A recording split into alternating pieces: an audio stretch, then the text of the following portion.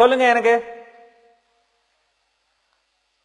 இந்த நாட்டுடைய ஏழைக்கு எப்போவாவது பேங்க்குக்கு போகணும்னா யோசிச்சு பார்க்க முடியுமா? பேங்கோடைய கதவு வரைக்கும் தான் போக முடிஞ்சதா? காங்கிரஸ் பார்ட்டி பேங்குகளை எல்லாம் ராஷ்டிரமயமாக்கி என்ன சொன்னாங்க? பேங்குகளுடைய கதவுகள் ஏழைகளுக்காக திறக்கப்பட்டிருக்கு.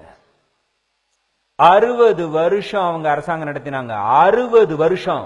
ஆனா நம்முடைய நாட்டுடைய 40% பேர் அவங்க பேங்குடைய கதவை கூட பார்க்காதவங்க.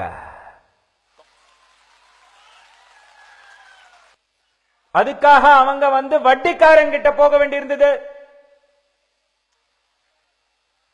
நிறைய வட்டிக்கு கடன் வாங்க வேண்டியிருந்தது. இந்த வட்டி மிருகங்கள் ஒவ்வொருத்தருடைய ரத்தத்தையும் உறிஞ்சு குடிச்சாங்க. வட்டிக்கு மேல வட்டி, வட்டிக்கு மேல வட்டி, வட்டிக்கு மேல வட்டி வாங்குறாங்களா இல்லையா? ஏழை மக்களை உறிஞ்சு குடிக்கிறாங்களா இல்லையா?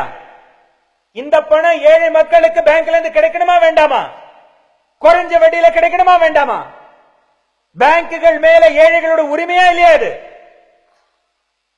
காங்கிரஸ் பார்ட்டியோ பேங்க் எல்லாம் பணக்காரர்களுக்காக திறந்து வச்சாங்க.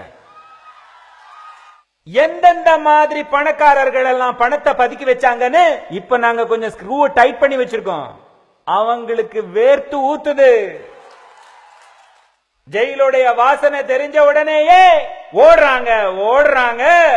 ஒருத்தன் தப்பிக்க போறது நான் சொல்லி வைக்கிறேன் உங்களுக்கு சகோதர சகோதரிகளே. இந்த பணம் பேங்க்ல இருந்து யாரு கொள்ளையடிச்சிருக்காங்களோ, இந்த பணம் பேங்குடைய பணம் இல்ல, இந்துஸ்தானத்துடைய ஏழைகளுடைய பணம்.